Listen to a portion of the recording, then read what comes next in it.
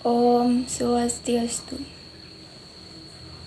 Perkenalkan, nama saya Ketut Lini, NIM 2111101101, Program Studi Pendidikan Agama Hindu, jurusan Dharma Acara semester 2 kelas A.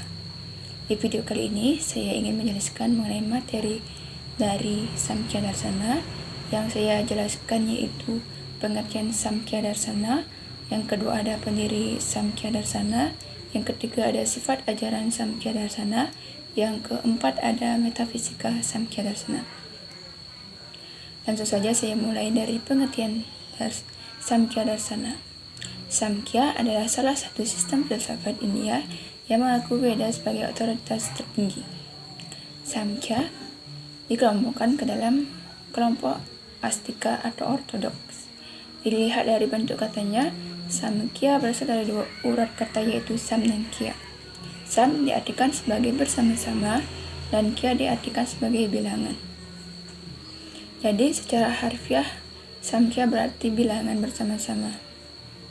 Kata Samkhya itu sendiri artinya jumlah, dan sistem ini memberikan sejumlah prinsip-prinsip alam semesta yang banyaknya 25 buah.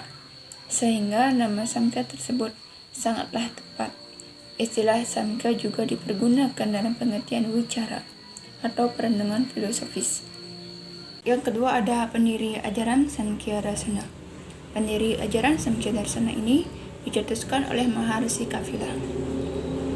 Resi Kapila sering dipanggil dengan sebutan Resi Kapila Muni. Dikatakan sebagai putra Brahma dan awatara Wisnu.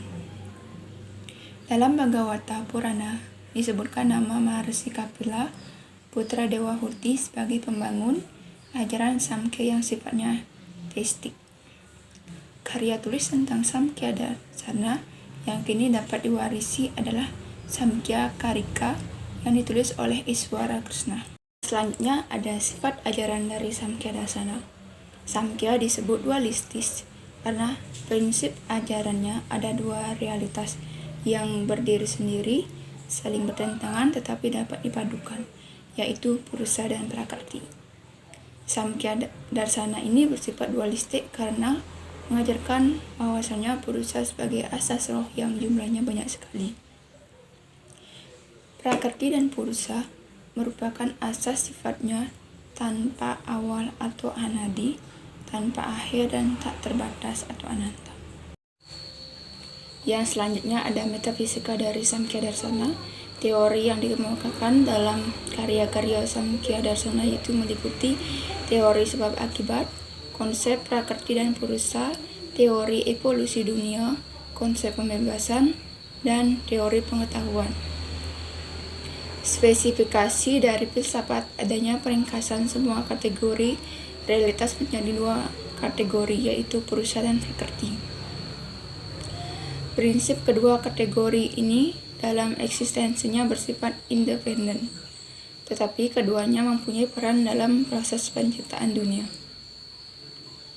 Purusa merupakan prinsip inteligensia berupa kesadaran atau caitanya, yang bukan lagi disebut sebuah atribut, melainkan eksistensinya ia adalah jiwa yang berbeda dari seluruh indria-indria dan sebuah pikiran manusia atau manas. Menurut ajaran Samkhya, Prakrti adalah penyebab utama dunia. Eksistensinya Prakrti yaitu triguna, harus mempunyai 3 elemen, yaitu Sattvam, Rajas, dan Tamas, yang masing-masing mempunyai hakikat yang menyenangkan, menderita, dan netral. Teori Samkhya adalah teori sebab akibat yang disebut Sat Karya Wada. Sekian materi yang dapat saya sampaikan. Untuk materi selanjutnya akan disampaikan oleh rekan saya. Om Swastiastu. Baik, di sini saya akan melanjutkan materi mengenai Samkhya. Perkenalkan, nama saya Putu Widya Utami dengan NIM 2111011020 dari Prodi Pendidikan Agama Hindu dan jurusan Dharma Acarya. Sumber ajaran. Ajaran Samkhya besar pengaruhnya terhadap ajaran agama Hindu di Indonesia. Kitab-kitab tatua seperti Resha-pati Tattwa, Jenana, Ganapati Tattwa berbahasa Jawa kuno dalam Sayuwa Paksa banyak mendapat pengaruh. ajaran Samkhya sebenarnya sudah tua usianya. Hal ini dibuktikan bahwa dalam kitab-kitab Shruti seperti mantra Brahmana, Aranyaka, dan Upanishad, seperti Itihasa dan Purana, di dalamnya terkandung ajaran Samkhya. Samkhya menggunakan Weda sebagai dasar pengembangan kebenaran Hindu. Selain Weda, Samkhya juga menggunakan Canda Yoga, Upanishad, Prasna Upanishad, Kata Upanishad, dan Sweta Swatara Upanishad. Dan yang tidak kalah penting dalam ajaran Samkhya adalah Mahabharata yang termuat dalam kitab Bhagavad Gita. Proses penciptaan dunia menurut Samkhya. Alam sebagai fenomena merupakan salah satu aspek bahasan darsana dalam mengungkap keberadaan dalam semesta. Sistem filsafat Samkhya memegang peranan penting dalam kancah kefilsafatannya di antara sistem-sistem filsafat India atau Hindu lainnya. Penciptaan dunia bermula dari proses asosiasi Purusa dan Prakrti yang menimbulkan kebangkitan alam dari kandungan kosmisnya dan penampakan pikiran pertama yang disebut intelek atau budi. Kemunculan dari kedua dari aktivitas Prakrti adalah Ahamkara. Ahamkara yang memiliki ekses satwa mengakibatkan munculnya 5 organ pengetahuan atau Jnanendriya.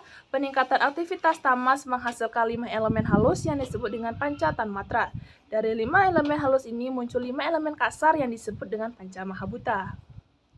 Menurut Samkhya, dalam tatwa terdapat 25 prinsip tatwa yang merupakan efek dari Prakrti yang menjadi sumber tertinggi dari semua objek fisik termasuk pikiran, zat, dan hidup.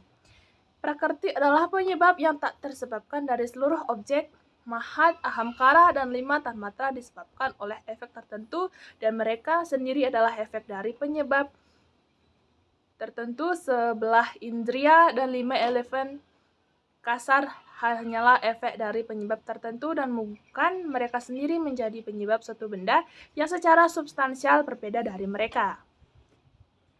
Teori pengembangan dan penyusutan. Samkhya menerima teori pengembangan dan penyusutan di mana sebab akibat merupakan keadaan yang belum berkembang dan pengembangan dari satu substansi yang sama.